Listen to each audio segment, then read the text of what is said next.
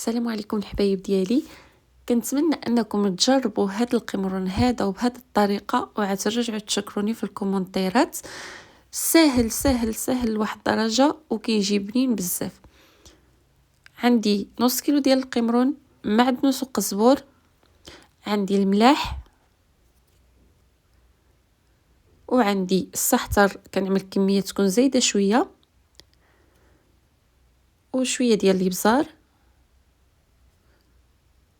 وكذلك بودرة الثوم اولا الثوم يعني الثومه طريه ولا بودره، يعني كتستعملوا اللي بغيتوا اللي عندكم موجود.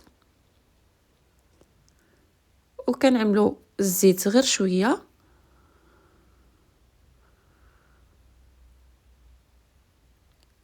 وكنعصروا عليها حامضه كامله بهذا الشكل هذا.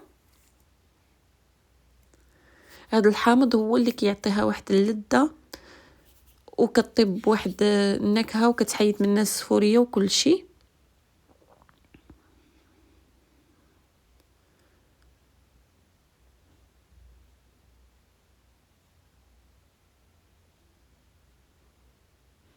وكنعملوها فوق نار متوسطه، ماشي مجهده وماشي مهيله، لان اذا كانت النار مهيله راه كتطلق الماء وكتصغر القمرون ديالنا اولا الكامبا ديالنا كتصغر.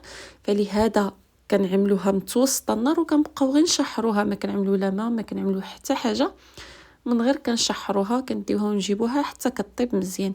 كنتمنى اذا عجبكم الفيديو وصلتوا معايا للنهايه ما تنساوش تشتركوا في القناه وتخليو